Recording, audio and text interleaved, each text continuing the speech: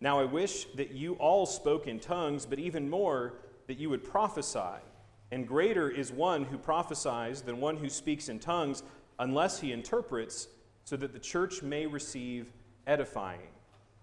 In this part of the book of 1 Corinthians, the Apostle Paul is talking about how they are misusing the gifts of prophecy and tongues in the church at Corinth, how they could properly use it specifically to edify the church.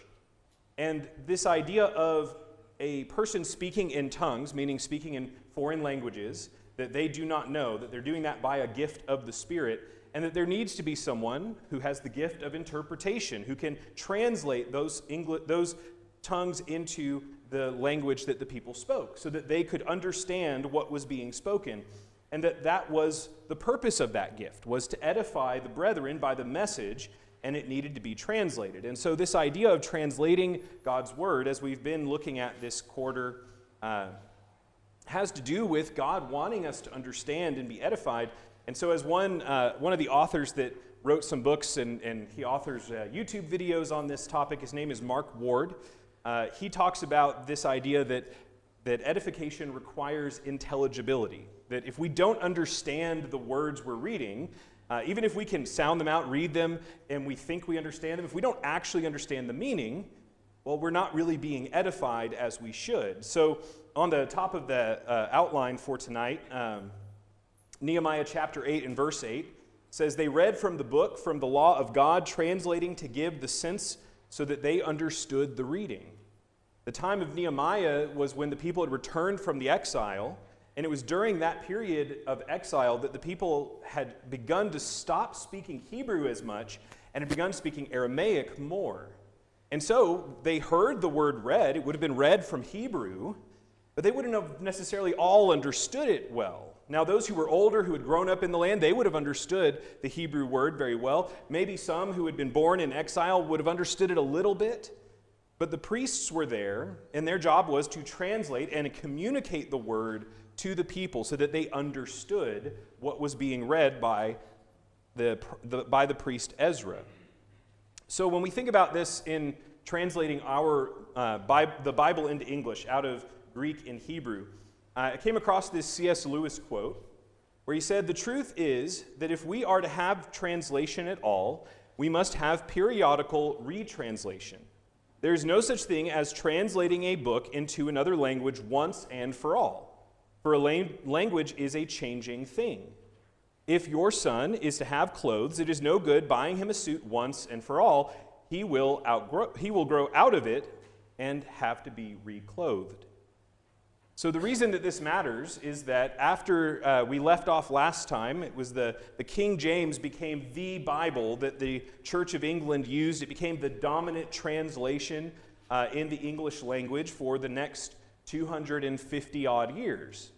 So from 1611 onward, everyone read the King James for the most part. Now, there were sporadic translations that were done by individuals here and there. None of them really ever caught on or were very successful at making an impact in potentially replacing the King James. But as it got into the 1800s, there were more and more manuscripts being discovered. It was in the 1800s, the Codex Sinaiticus that we've mentioned a couple of times in this class was discovered on the Sinai at the St. Catherine's Monastery at Mount Sinai. You have Codex Vaticanus that was finally translated so that people knew what that codex had in its Old and New Testaments as well. So there were these new textual discoveries that weren't really matching up with that Erasmian Textus Receptus that we talked about in our last class that the King James was based on. And so scholars began wanting to update the King James, not only because the language was becoming more difficult to understand, having been outdated by 250 years, but there were new manuscript discoveries, and scholars wanted to improve on what had come before. And really, that's what the motivation for translating Bibles even today is. The reason we have so many translations is partly because you have the differences in translation philosophy, which is what we're going to be talking about in our class tonight and, Lord willing, next Wednesday night. So you have the formal equivalence or dynamic equivalence. We would sometimes call that literal or thought for thought is maybe the way you've heard that before, but formal and dynamic is a more accurate way of putting that. And then you have paraphrase, where you're taking the idea of a sentence and you're rewording it the way you think it should fit. You're trying to get the idea across even though it's not maybe a word-for-word rendering. You also have the different manuscript discoveries that happen. So the Dead Sea Scrolls, those were discovered in the mid-1940s through the 1950s. They weren't being published until closer to the 1960s and onward. It took about 40 years from the time they were first discovered in 1946, 47 to the time that they published the rest of those. And there's still study going on because they found a lot of little fragments and whole complete manuscripts. And it takes a lot of time for people to sit there and look at them and scan them in computers today and double check work and then peer review it and publish and all of that and then have it filter down to us common people in the pews. Takes a long time. You also have the theological concerns, which is something we've been looking at throughout the study. So if you want to think about those things, just look back at the previous lessons. Then you have what is one of the main reasons that will lead to the many translations we have today in our study, which is changes in the English language. So archaisms, words that are dead words that we don't use anymore. False friends, which we'll talk about what that means in just a moment. And other changes in things like spelling, grammar, punctuation. All of these things will result in the need to revise and update English translations. And then trying to reach new audiences. So a specific concern that you will hear a lot about today from people who translate Bibles is the idea of trying to reach people who speak English as a second language. Well, they're going to have a harder time with a more formal or an older translation like the King James than maybe something a little more dynamic like the NIV or the Christian Standard Bible or even the New Living Translation. Those are going to sound a little easier for them to understand maybe than some of the more formal or older translations. And then the last one, of course, is money. You need money to pay for the copyright to use an existing translation if you don't own the copyright. So let's say I wanted to publish a workbook that used the New American Standard 95 text. I would have to pay Lockman Foundation a royalty fee to then get permission to use their thing in my work. I'd have to submit it to them. They'd have to review it and say yes or no to me using it. And then I could pay them to keep it in print, basically, to have access to that. If you're going to write a commentary series, you have to pay for that if you don't own the translation. So the reason a lot of the Christian publishing companies have their own in-house translations that they own a copyright to is it saves them a lot of money in the long run, where up front they pay the hundreds of thousands of dollars or more to get the translation done in the first place.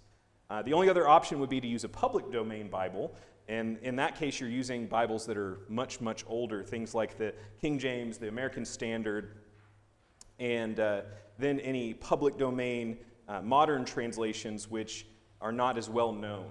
And there's a few of those. If you're interested in learning about them, you can ask me afterward.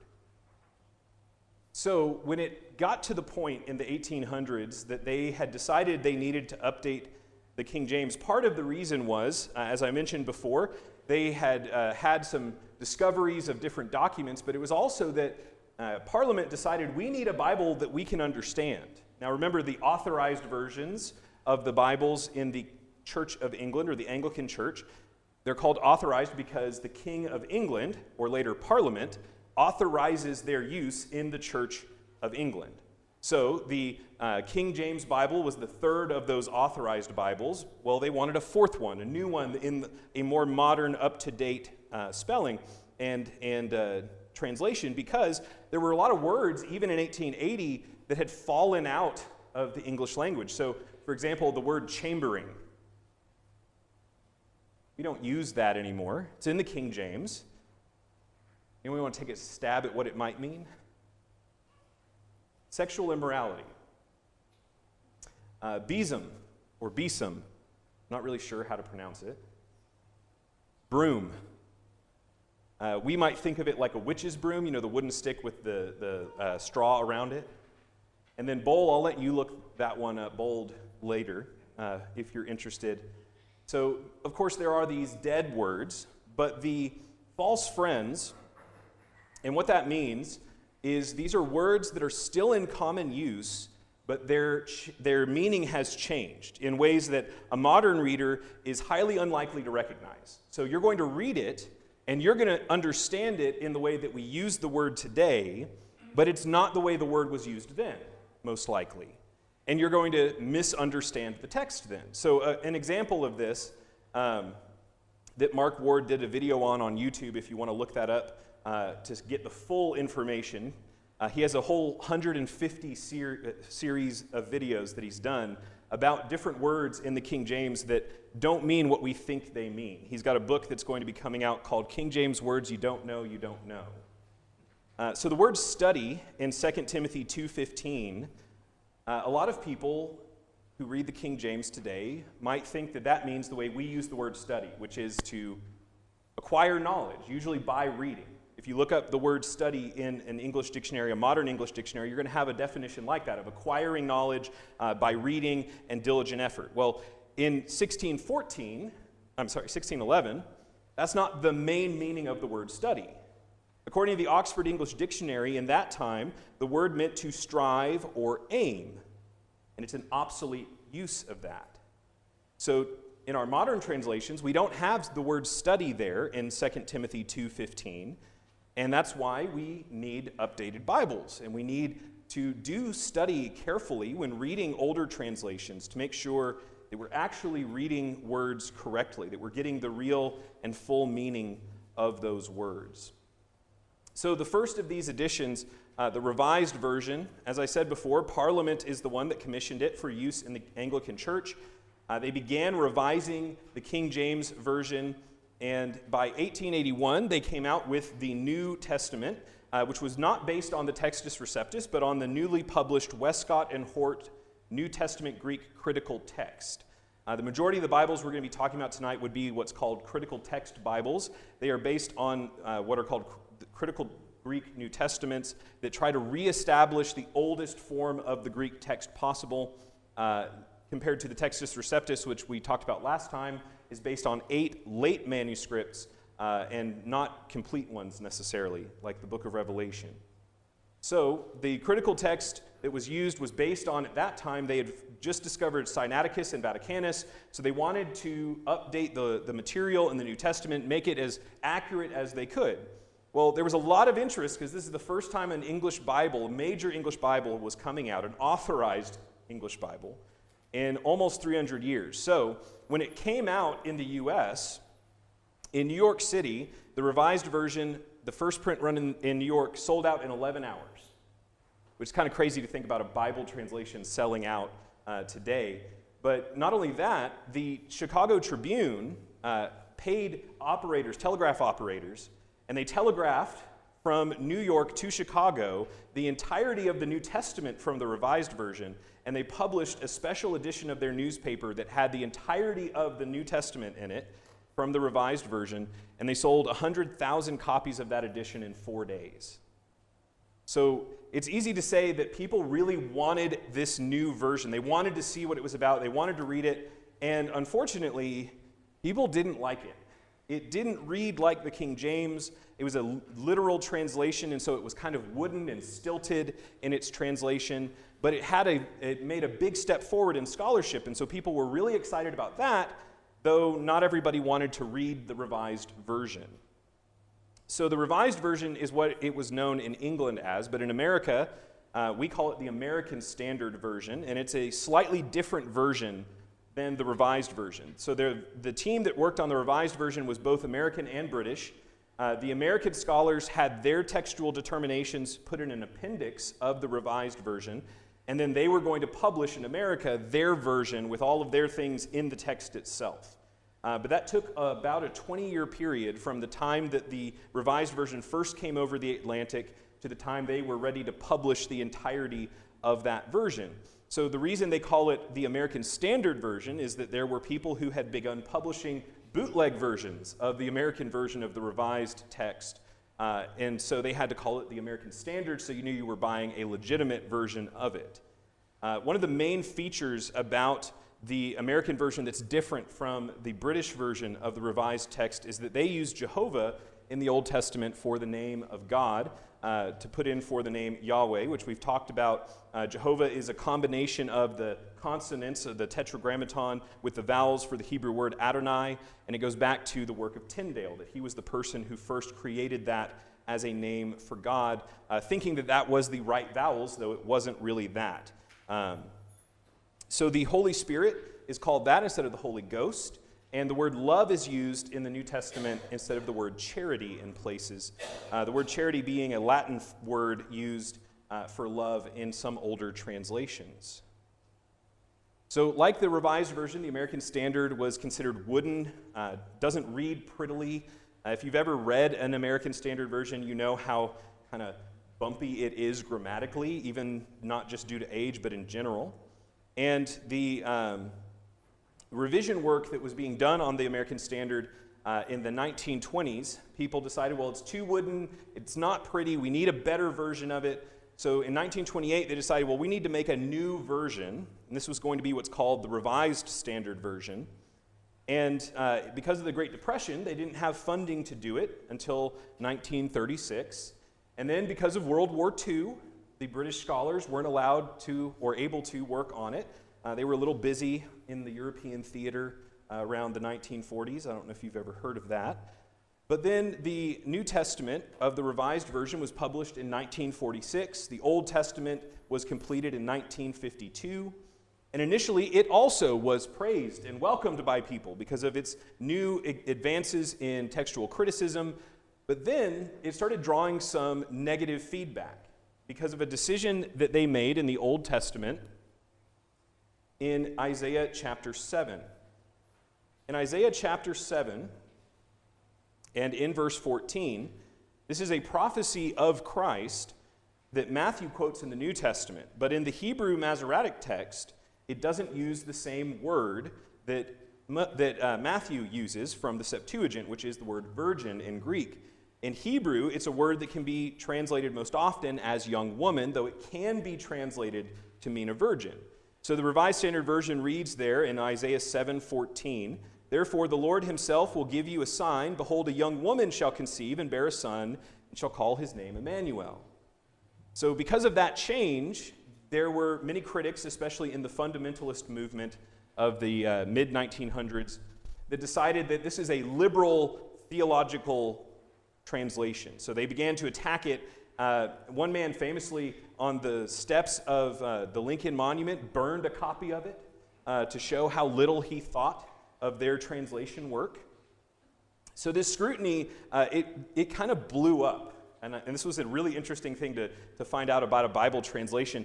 Because it had this reputation among scholars and among theologians of being theologically liberal, during the McCarthyism era in our government, the U.S. Air Force decided, well, it's a communist Bible. And so they labeled it as a communist tool to undermine Americans. So if you saw someone reading a Revised Standard Version, you better be careful because they're a commie. So again, really weird stuff when you start digging into the history of some of these translations that you wouldn't think would follow along a Bible translation. So one of the other things that the RSV was the first Bible to do was to remove a lot of the thou shalts from the Bible, except for when speaking about God. That was the only place where the thee, thou, and thy language was preserved, and it was because it was felt to be more reverent when referring to God with that language, especially in prayers and in the Psalms. The RSV becomes the foundation of two other modern translations that we might be more familiar with today, that being the New Revised Standard Version and the English Standard Version. So the New Revised Standard Version is put into production because of the discovery of the Dead Sea Scrolls that we mentioned earlier. It starts in the late 70s that they start working on that, and through the 80s they complete it, so it's published. The complete New Revised Standard Version is published in 1990. It's worked on by an ecumenical translation committee, so it has people who are Orthodox Christian, Catholic, Protestant, Jewish scholars, as well as non-believers who are textual critics and scholars of Greek and Hebrew. And so this broad spectrum translation committee, again, made a lot of people suspicious of the New Revised Standard Version. thinking that it was, again, theologically liberal, if not outright atheist, because of the involvement of such a wide spectrum of people. Though in the universities and seminaries, a lot of those, they prefer the New Revised Standard Version because of its more scholarly background. It also is a formal translation or literal translation, and what they say of their translation is it's as literal as possible and as free as necessary. So they didn't feel confined to just literal translation or just dynamic translation. So there are some good reasons to consider it theologically liberal in its translation choices. One is that it's the first Bible to comprehensively use gender-inclusive words for masculine generic words in Hebrew and Greek. So just like in English, how you can use the word man to refer to men and women in the sense of humanity, well, you can do that in Greek and Hebrew. But you can also say person in English, where they didn't have terms like that as much in Greek or Hebrew. So they used the words person and people in places where in Greek and Hebrew, literally it would say man or people in the sense of brethren.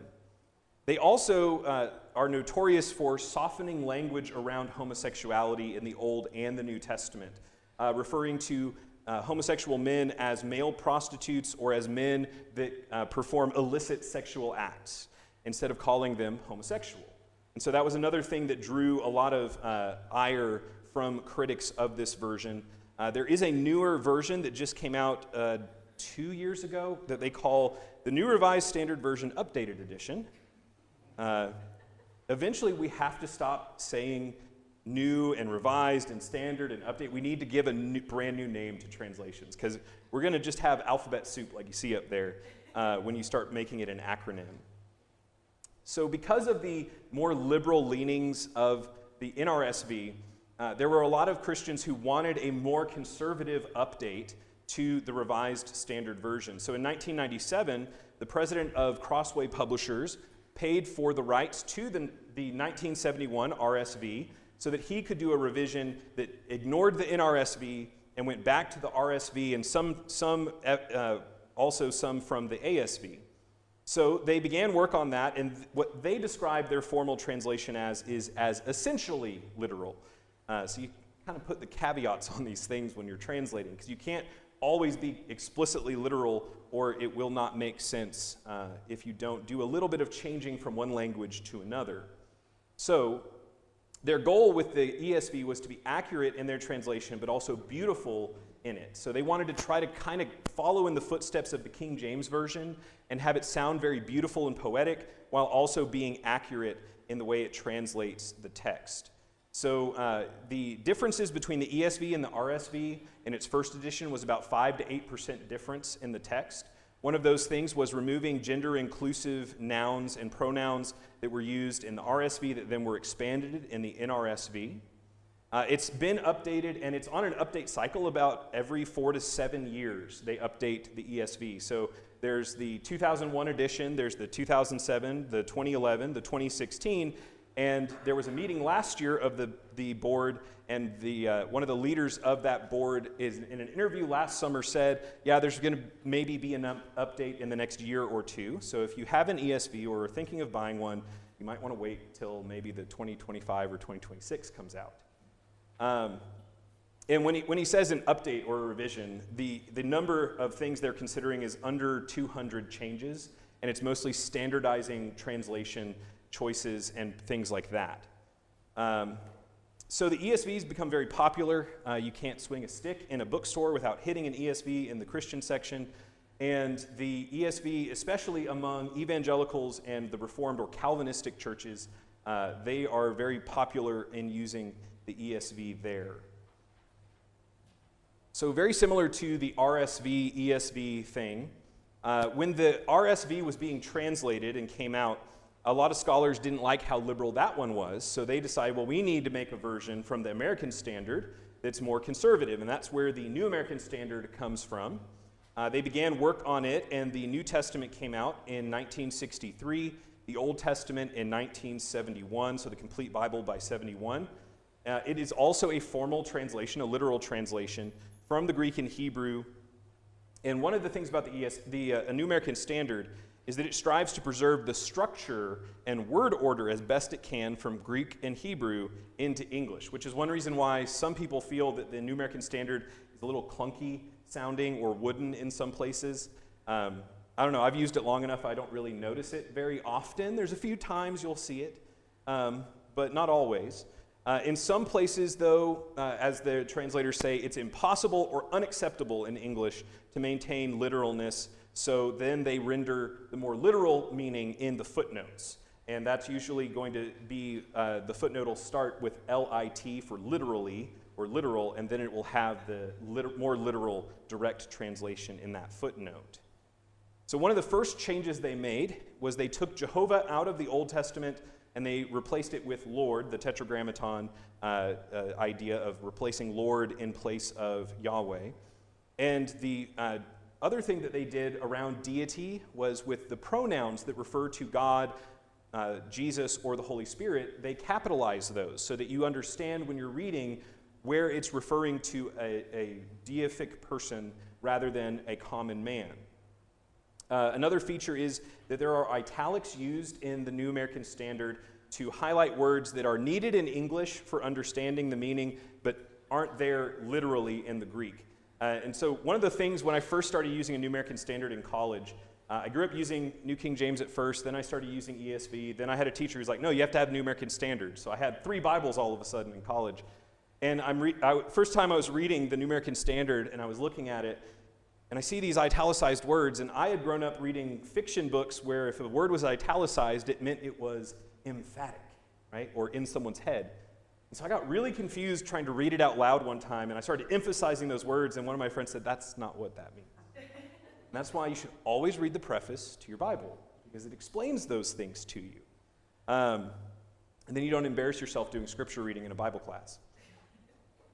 So the other thing about it is that it's usually referred to as being the most literal English Bible. That's not necessarily true, and we'll talk a little bit about that later in this class and in next week's class. But the idea there, beyond just marketing, is that it has that reputation because it so closely mirrors grammar and word order, so that if you are learning those original languages, it actually helps to read a New American Standard next to those texts when you're trying to work on reading the original languages, because if you get stuck, you can find what the word should be in English. It had a series of minor corrections and revisions over the first 6 years of its existence. So in 1977, it was first kind of solidified, and you can still get the 77 in print today. Then in 1995, there was the first major revision of the text, and then more recently in 2020. One of the other things that's unique about the New American Standard, they keep all their versions in print, where like the ESV, if you want a 2001 ESV, you have to find it on eBay. They don't publish that one still. So one of the main things they did with the 95 update was they took the thys and thous out of the 1977 text when it referred to God, and instead just used more modern you and things of that nature. They improved more difficult word ordering, tried to smooth out some of the harder places in the 77, and they modernized punctuation and formatting of the text. The 2020 has had a lot more controversy around it. So one of the main things that they did was they wanted to be what they call gender accurate in the preface to that edition. So in the New Testament, rather than saying brethren, which is a word you don't really hear as much out in the world anymore, but you do hear it in churches still, they instead rendered it as brothers and sisters, brothers being the literal definition of the word adelphoi in Greek, that we can translate as brethren, but in mixed gendered settings in the New Testament writings, they added the and sisters and sisters in italics to show that it's not there in the original, but that's the meaning of it. And for your mileage, it's going to vary on whether or not that's really even needed, or if we need to change brothers to brethren or any of that. But because of that, there was this idea that, well, the New American Standard is leaning liberal now among some people because of the gender accuracy. One of the other things they changed was they started using contractions for things like let us. And I know preachers that I've heard that use the New American Standard, they really like the let us sermons in Hebrews, let us this, let us that. Well, if it's let's, that doesn't have that ring of let us. So it sounds a little more informal in places like that, though more conversational to our ear. So because of that change, a group of scholars from the Master's Seminary in California, they decided, well, we don't want to use a liberal Bible, so they wanted to get permission from the Lockman Foundation to do their own update of the 1995 NASB, and they call it the Legacy Standard Bible, partly to change it and differentiate it from the New American Standard 2020, but also their idea with this translation was they wanted to preserve the legacy of the more conservative translation of the 95 and the King James and things like that, versus the more liberal-leaning 2020 was their thinking. So they updated the 1995 text. It's about a 7% difference between the 95 and the 2020 and the LSB. They're all about 7% different from each other in the entirety of those texts. And what they did was they updated some textual criticism things in the 95, and they also went backwards. They went more conservative, went back to some of the renderings from the 77 that they felt were more accurate and literal than in the 2020 or the 95. One of the other significant changes they made was they used in the Old Testament Yahweh instead of Jehovah, but their idea was, like Jehovah in the ASV, they wanted to represent the name of God in the text. And so in the Old Testament, they use Yahweh. In the New Testament, they use Lord, because Yahweh isn't used in the New Testament because it was not written in Hebrew. So one of the other main things they did was they tried to be consistent in their word choices for translations. So the Greek word doulos for slave, rather than saying slave, servant, or bondservant, they just translate it as slave in every case, because lexicons only list the word slave for that word. That's what it meant in Greek. It didn't have this meaning of servant or bondservant.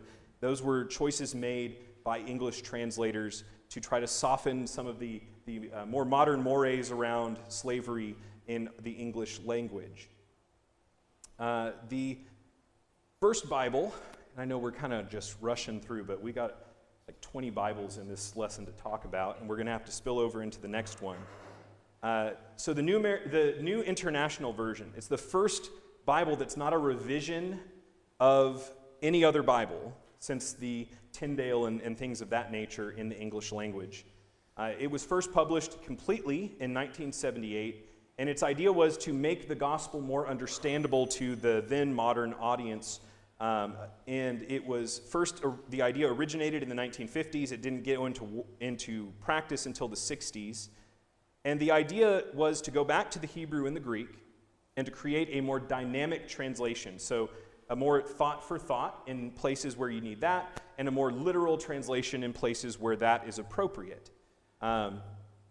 So one of the main things that's a problem with the NIV early on was perceived Calvinist interpretation in the scriptures that gets put in. So if you've ever read an older NIV, like maybe a 1984 NIV in the book of Romans, instead of the word flesh, which is what the word sarx in Greek literally means, they put in the words sin nature, which is something that comes from Calvinism. That's something that did get taken out in the 2011 update, but there are problems with the 2011 NIV. So the 2011 NIV went fully into the gender-neutral language camp. They render most places that is referring to a group with person or people rather than man, and that causes some trouble. We'll look at that in the last lesson when it comes to the interpretation of the scriptures that use Old Testament passages in the New Testament, because they render in Psalm 8 some verses where it's supposed to be in Hebrew and in Greek and a man that is spoken of, where it says he, and they render person or one. Well, the problem is you get to the New Testament, and that's used by the Hebrew author to refer to Christ, but in the NIV 2011, they keep in the idea of the multiple people, which confuses the whole point that the Hebrew author is making. But when it comes to how widespread the NIV is, it's the closest thing to a standard English Bible that we've ever had since the King James as far as selling. It's one of the best-selling Bibles consistently year after year. The New King James, this will probably be the last one we get to talk about tonight. So I didn't know this, but there's been more than one New King James. So back in the 70s, there was a King James II edition, or the King James II version, which today is referred to as the modern King James Version. It fell out of favor and is no longer in print, other than I think you can get it online digitally. So we're going to talk about the New King James Version, which was fully published in 1982. And the work around the New King James was the idea of a man named Arthur Farstad. And he and 130 Bible scholars worked over a period of 7 years on the update. They maintained the use of the Textus Receptus for the New Testament and the Masoretic text for the Old Testament. And their main goal was to remove archaic pronouns and language that's in the King James, to update the grammar and the spelling so that they could maintain the beauty of the King James and its textual basis as much as possible. So when it comes to differences between the Textus Receptus and the critical text or the majority text, those are noted in the footnotes of the New King James Bible, which is one reason why it's good to have a New King James. You can find a lot of concise information about the differences in textual bases in the footnotes of that translation. Also, the New King James is one of the most literal English translations, right up there with the NASB. The less literal King James text was improved on in that way, because there were places where, for the sake of style, the King James is less literal to the original languages. So it is a solid translation choice, especially if you struggle with the King James, with those archaic words and false friends, and you want a Bible that's Textus Receptus based, though we already kind of noted some of the problems with that in the last class when talking about how we got that translation. I think I have just enough time for more. So the Holman Christian Standard Bible, this is one of the other ones that is a brand new translation, not based on another. It was also the idea of Arthur Farstad, and he wanted to use the majority text as the basis for the New Testament. However, he passed away before they could begin working on that translation, and so another man named Edwin Bloom took over, and he decided to use the critical text instead of the majority text. So the idea was to create a Bible that would be a middle-of-the-road translation, so to stand firmly in between the dynamic translations like the NIV and the literal translations like the ESV, New American Standard, and New King James. They refer to it as being optimal equivalency, so that it would be the most readable and the most understandable and the most literal that it could be. This translation ultimately is not in print anymore. I do have a copy of my old one up here if anyone wants to take a look at it. We'll have to stop here because we're out of time tonight.